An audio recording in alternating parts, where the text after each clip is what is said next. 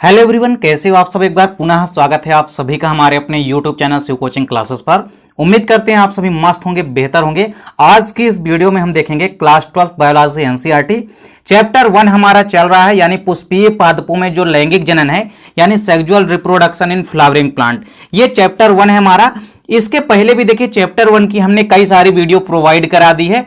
अभी तक आप यदि नहीं देखे हैं तो आप प्लेलिस्ट में जाकर के देख सकते हैं। आज की इस वीडियो में हम देखेंगे स्वपरागण व परपरागण, यानी परागण मुख्य रूप से दो प्रकार का होता है। यानी जो पॉलिनेशन होता है वो मुख्य रूप से दो टाइप्स का होता है, self pollination and cross pollination. तो हमने आपको स्वपरागण व परपरागण होता क्या है इसकी वीडियो प्रोवाइड करा दी है। आज की इस वीडियो में हम देखेंगे कि ऐसी कई सारी कंडीशन या ऐसी कई सारी क्रियाएं होती है जो कि स्वपरागण व परपरागण के लिए यदि वातावरण अनुकूल है या ये क्रियाएं अनुकूल है तभी स्वपरागण व परपरागण की क्रियाएं होगी, अदरवाइज नहीं होगी। तो देखिए सबसे पहले यहां पे हम देखेंगे कि स्वपरागण के लिए कौन कौन से अनुकूलन होने चाहिए। साथ ही साथ हम ये भी देखेंगे कि परपरागण यानी कि क्रॉस पॉलिनेशन के लिए कौन कौन सी ऐसी प्रक्रियाएं हैं या कंडीशन है जिनका होना अनिवार्य है, बिना इनके परपरागण या स्वपरागण की क्रिया नहीं होगी। तो ऐसे कौन कौन से अनुकूलन पाए जाते हैं किसी भी प्लांट के अंदर पॉलिनेशन की प्रक्रिया को संपन्न कराने के लिए, वो हम देखने वाले हैं।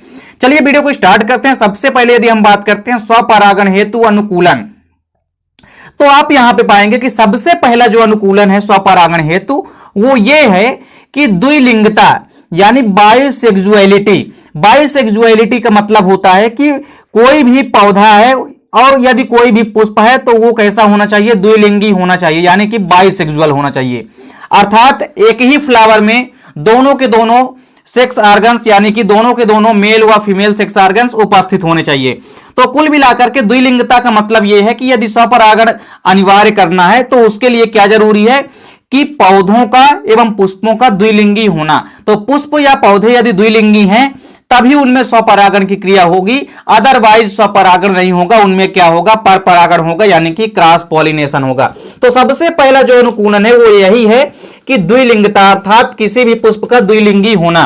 तो किसी भी पौधे का या किसी भी पुष्प का द्विलिंगी होना, यदि पुष्प द्विलिंगी है तो आप मान के चलिए कि उसमें स्वपरागण यानी कि सेल्फ पॉलिनेशन की प्रक्रिया होगी। दूसरी चीज यह है कि समकालपक्वता। समकालपक्वता का मतलब होता है होमोगेमी। होमोगेमी का मतलब होता है, सपोज करिए कोई भी आपके पास फ्लावर है, अब इस फ्लावर में मेल व फीमेल जो ऑर्गन्स हैं, बेसिकली मेल व फीमेल जो सेक्स ऑर्गन्स हैं किसी भी फ्लावर के, तो पुष्पों में उपस्थित जो नर व मादा जननांग हैं ये बेसिकली यदि एक ही समय में परिपक्व होते हैं तो ऐसी कंडीशन को हम स्वपरागण कहते हैं। अर्थात कहने का मतलब यह है कि पुष्पों के जो पराग कोष होते हैं, क्योंकि पराग कोष आपने देखा है कि पुंकेसर जो होते हैं यूनिट होती है पुमंग की, और पुमंग किसी भी पुष्प का नर जननांग होता है, अर्थात नर जनन भाग होता है। तो पुमंग का भाग होता है पुंकेसर, यानी पुमंग की यूनिट होती है पुंकेसर, और पुंकेसर का एक भाग होता है परागकोश। और परागकोश के अंदर आपने देखा है कि परागधानियां होती है, अर्थात लघु बीजाणु धानियां होती है जिनके अंदर परागकण अर्थात लघु बीजाणु बनते हैं। तो चूंकि परागकोश तथा वर्तिकाग्र का एक ही समय में परिपक्व होना स्वपरागण की क्रिया को प्रेरित करता है। यदि परागकोश तथा वर्तिकाग्र यानी कि स्टिग्मा, तो एंथर व स्टिग्मा यदि दोनों एक ही समय में परिपक्व होती हैं तो ऐसी कंडीशन में स्वपरागण की प्रक्रिया होती है, अर्थात सेल्फ पॉलिनेशन की क्रिया होती है। फॉर एग्जांपल जैसे मिराबिलिस जेलापा का प्लांट आप देखे होंगे जिसमें इनकम्प्लीट डोमिनेंस भी पाया जाता है। तो देखिए मिराबिलिस जेलापा का प्लांट देखे होंगे, इसके अलावा आप कैथेरैंथस का प्लांट देखे होंगे। इन दोनों में ही समकालपक्वता मुख्य रूप से आपको देखने को मिलेगी।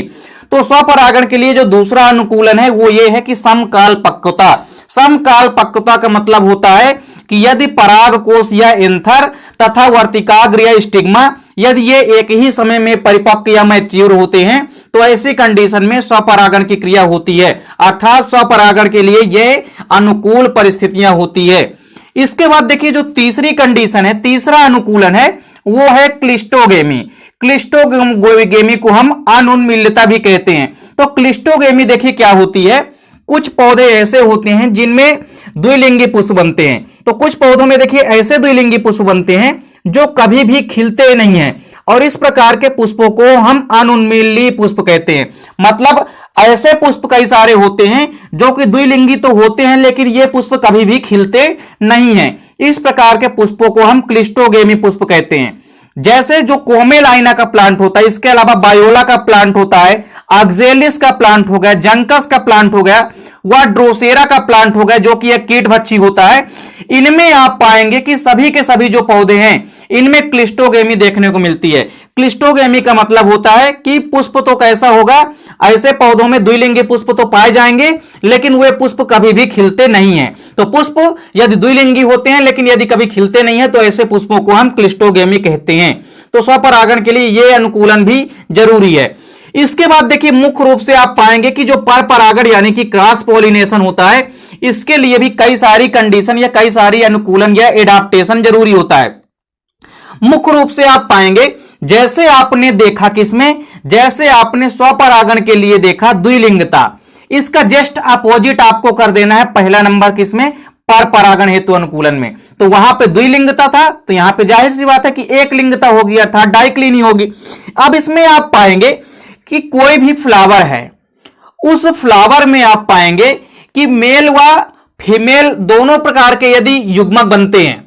लेकिन एक चीज आपको याद रखनी है कि जब भी किसी फ्लावर की बात आएगी उसमें दो चीजें ध्यान में देनी है। पहली चीज तो यह है कि कोई भी फ्लावर है वो या तो एक लिंगी होगा या तो द्विलिंगी होगा, अर्थात किसी भी फ्लावर में या तो केवल या तो मेल पार्ट हो सकता है या तो फीमेल पार्ट हो सकता है। तो मान लीजिए यदि कोई यदि फ्लावर है, अब उस फ्लावर के अंदर यदि मेल पार्ट और फीमेल पार्ट दोनों के दोनों पार्ट यदि क्या हो, प्रेजेंट हो यानी कि उपस्थित हो, तब आप पाएंगे जैसे ये देखिए यहां पे ये वाला हमारा क्या हो गया, पुंकेसर हो गया, और ये क्या हो गया, पूरा का पूरा हमारा जायांग यानी गाइनोसियम वाला भाग है।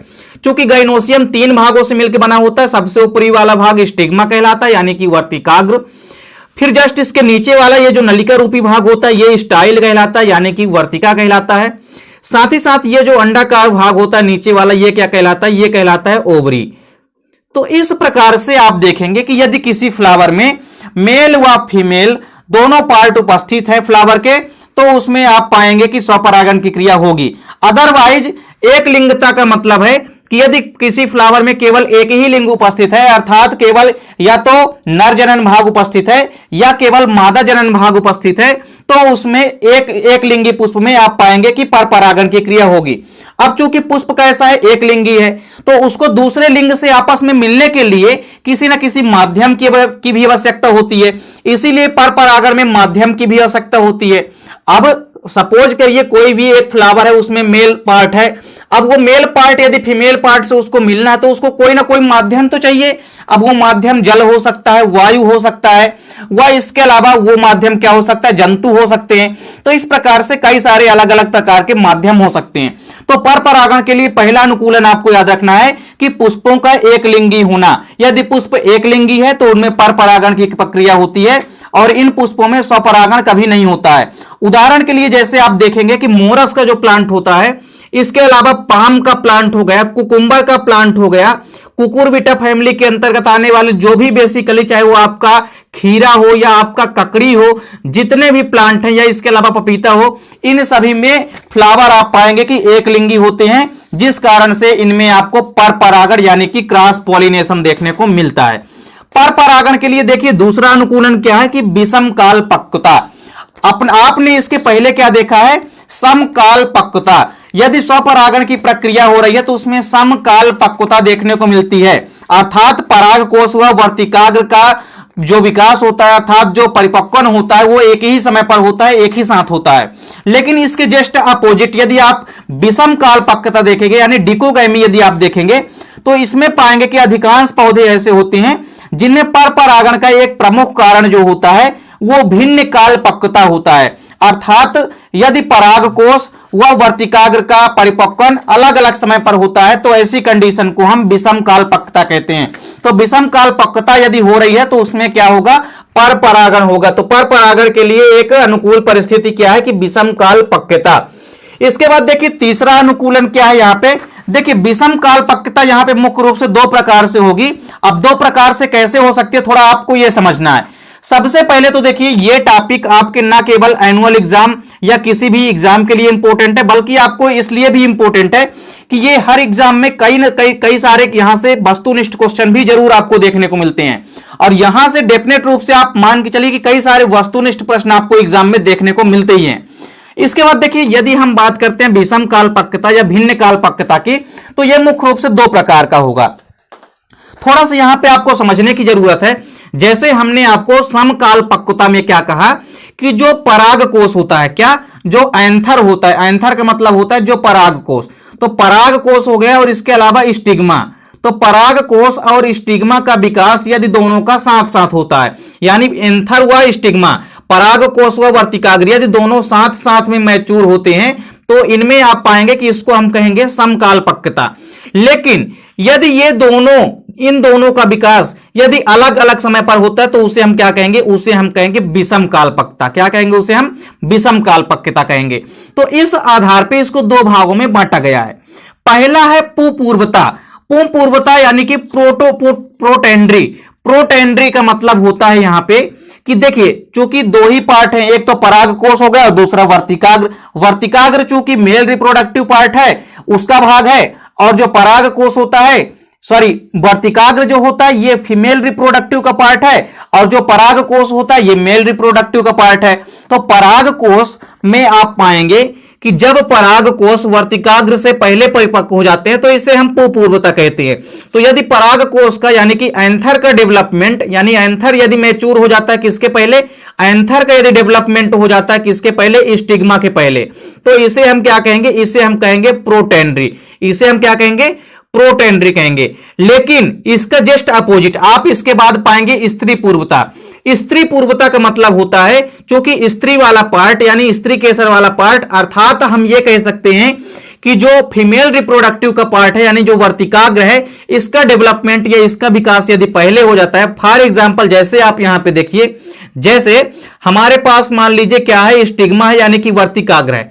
अब यदि ये स्टिग्मा पहले परिपक्व हो जाती है किसके, एंथर के यानी कि परागकोष के, तो इसे हम क्या कहेंगे, इसे हम प्रोटोजेनी कहेंगे। क्या कहेंगे, इसे हम प्रोटोजेनी कहेंगे। लेकिन यदि परागकोष का विकास पहले हो जाता है वर्तिकाग्र से तो इसे हम क्या कहेंगे, इसे हम कहेंगे प्रोटेंड्री। दोनों में उम्मीद करता हूं कि डिफरेंस आपको समझ में आ गया होगा। पुपूर्वता का मतलब होता है कि परागकोष का पहले परिपक्व हो जाना, जबकि स्त्री पूर्वता का मतलब होता है कि वर्तिकाग्र का पहले परिपक्व हो जाना। तो जब परागकोष वर्तिकाग्र से पहले परिपक्व हो जाते हैं तो इसे हम पुपूर्वता कहते हैं। बेसिकली आप कैप्सेला के प्लांट में देखेंगे तथा इसके अलावा अधिकांश पादप ऐसे होते हैं जिनमें की पुपूर्वता पाई जाती है और इसी के कारण परपरागण की प्रक्रिया होती है। इसके अलावा कई सारे एग्जाम्पल है, जैसे साल्विया हो गया। साल्विया के अलावा सूर्यमुखी यानी कि सनफ्लावर व इसके अलावा कपास का प्लांट आप देखेंगे, इन सभी में पुपूर्वता देखने को मिलती है, अर्थात परागकोष का डेवलपमेंट या परिपक्वन वर्तिकाग्र से पहले हो जाता है। सेम इसके अपोजिट आपको प्रोटोजेनी भी देखने को मिलेगी। इसका अपोजिट कर दीजिए। जैसे परागकोष का विकास पहले हो रहा था किससे, वर्तिकाग्र से, यहां पे वर्तिकाग्र का विकास यानी कि डेवलपमेंट या परिपक्वन हो जाएगा किससे, परागकोष से पहले। तो यदि वर्तिकाग्र का परिपक्वन पहले हो जाता है परागकोष से तो इस प्रक्रिया को हम स्त्री पूर्वता यानी कि प्रोटोजेनी कहते हैं, अर्थात अंडक या पुंकेसर से पहले परिपक्व हो जाता है तो इसे हम स्त्री पूर्वता कहते हैं। इसके कई सारे एग्जांपल हैं, जैसे फाइकस बेंगलिंसिस यानी कि जो बरगद का प्लांट होता है इसमें आप देखेंगे, यानी जो बनियान ट्री होती है। साथ ही साथ जो अशोक का प्लांट होता है जिसको कि हम फाइकस रिलीजियोसा कहते हैं, इसमें भी आप देखेंगे कि इसमें प्रोटोजेनी देखने को मिलती है, अर्थात इनमें वर्तिकाग्र का जो डेवलपमेंट या परिपक्वन होता है वो परागकोष से पहले हो जाता है। तो दोनों चीजें आपको याद रखनी है कि विषम कालपक्वता में दो ही चीजें होती है, पहले तो परागकोष का विकास या परिपक्वन पहले हो जाता है, और दूसरी कंडीशन में आपको याद रखना है कि स्त्री पूर्वता में क्या होता है, स्त्री वाला पार्ट, अर्थात आप ये कह सकते हैं कि जो फीमेल वाला पार्ट होता है इसका डेवलपमेंट पहले हो जाता है। इसके बाद आप पाएंगे कि जो तीसरा यहां पे अनुकूलन है वो है चेस्मोगैमी। इसको हम एंथेसिस भी कहते हैं। चेस्मोगैमी का मतलब होता है कि यदि पुष्प कलिका का पुष्प के रूप में खुलना प्रफुल्लन अथवा एंथेसिस कहलाता है।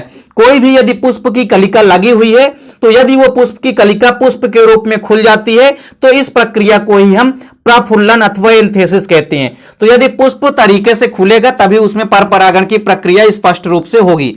इसके अलावा एक आखिरी कंडीशन या एक आखिरी अनुकूलन क्या देखने को मिलता है किसी भी प्रकार से जब परपरागण की प्रक्रिया होती है? स्वबंधिता। स्वबंधिता का मतलब होता है सेल्फ स्टेरिलिटी। सेल्फ स्टेरिलिटी का मतलब देखिए क्या होता है, कुछ पौधे ऐसे होते हैं जिनमें एक पुष्प का परागकण जो होता है उसी पुष्प की वर्तिकाग्र पर पहुंचने पर भी अंकुरित नहीं होता है। इस दशा को हम स्वबंधिता कहते हैं। इसको आपको जरूर याद रखना है क्योंकि ये काफी इंपॉर्टेंट क्रिया है, या आप इसको ऐसा भी कह सकते हैं कि इसमें मुख्य रूप से आप पाएंगे कि कुछ पौधे ऐसे होते हैं जिनमें जो परागकण होते हैं, जैसे मान लीजिए किसी फ्लावर है, कोई भी मान लीजिए जैसे यहां पे फ्लावर है, तो यहां पे ये हमारे पास मान लीजिए कोई भी फ्लावर है।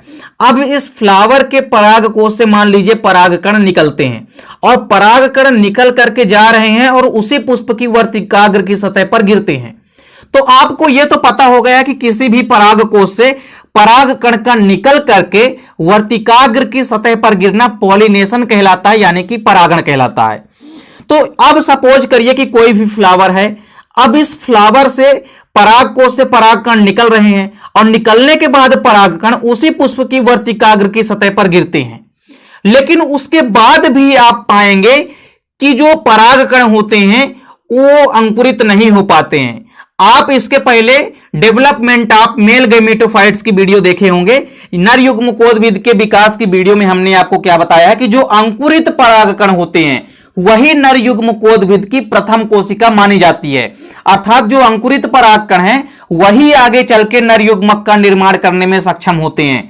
तो यहां पे क्या देखने को मिल रहा है कि कुछ पौधे ऐसे होते हैं जिनमें पुष्प में पाएंगे आपकी परागण की प्रक्रिया तो हो जाएगी, लेकिन उसके बाद भी अंकुरण नहीं होगा। किसका? उसके बाद भी परागकण का अंकुरण नहीं होता। इस दशा को हम स्वबंधिता या सेल्फ स्टेरिलिटी कहते हैं। तो सेल्फ स्टेरिलिटी आपको याद रखना है कि कुछ पौधे ऐसे होते हैं जिनमें परागण की क्रिया तो हो जाती है, अर्थात परागकण पुंकेसर से निकल करके वर्तिकाग्र की सतह पर जाके गिर जाते हैं, लेकिन परागकण अंकुरित नहीं हो पाते हैं। इसके पहले आपने देखा कि ओवरऑल यदि हम बात करते हैं तो परागण के पहले भी कुछ ना कुछ मात्रा में डेवलपमेंट हो चुका होता है किसी भी प्रकार से परागकण का, और परागण के बाद भी डेवलपमेंट होता है। लेकिन यदि परागकण पहुंच जाते हैं कहां? वर्तिकाग्र की सतह पर, और उसके बाद भी यदि अंकुरित नहीं हो पाते हैं तो इस दशा को हम स्वबंधिता कहते हैं। बेसिकली यह एक पैतृक गुण होता है जो कि पीढ़ी दर पीढ़ी चलता रहता है, और यह गुण बेसिकली जीन्स के द्वारा नियंत्रित या कंट्रोल होता है। कई सारे एग्जाम्पल आप देख सकते हैं जिनमें कि सेल्फ स्टेरिलिटी पाई जाती है, जैसे पिटोनिया का प्लांट हो गया, इसके अलावा मालवा का प्लांट हो गया, चाय का प्लांट हो गया, आर्किड का प्लांट है, अंगूर या ग्रेप्स का प्लांट है, वह इसके अलावा पैसिफ्लोरा का प्लांट है। जितने भी प्लांट यहां पे आपको एग्जाम्पल में दिए गए हैं इन सभी में सेल्फ स्टेरिलिटी यानी कि स्वबंधिता देखने को मिलती है। अर्थात कहने का मतलब यह है कि पुष्पों में जो परागकोश होते हैं वहां से परागकण निकल करके वर्तिकाग्र की सतह पर चले जाते हैं, अर्थात परागण की क्रिया हो जाती है, लेकिन इसके पश्चात भी जो परागकण होते हैं ये अंकुरित नहीं हो पाते हैं। इस दशा को हम क्या कहते हैं? स्वबंधिता या सेल्फ स्टेरिलिटी कहते हैं। तो यहां पे देखिए हमने आपको पूरा का पूरा स्वपरागण व परपरागण के लिए क्या क्या अनुकूलन होने चाहिए या क्या क्या ऐसे एडाप्टेशन की आवश्यकता होती है वो हमने आपको आज की इस वीडियो में पूरा का पूरा यहां पे कवर करा दिया है। उम्मीद करता हूं वीडियो पसंद आई होगी। वीडियो अच्छी लगे तो लाइक और कमेंट जरूर कीजिए, साथ ही साथ दोस्तों के बीच ज्यादा से ज्यादा वीडियो को शेयर कीजिए। चैनल पे यदि नए हैं तो चैनल को सब्सक्राइब अवश्य कर लें, साथ ही साथ बेल आइकन प्रेस कर लें। मिलते हैं नेक्स्ट वीडियो में, तब तक के लिए जय हिंद, वंदे मातरम।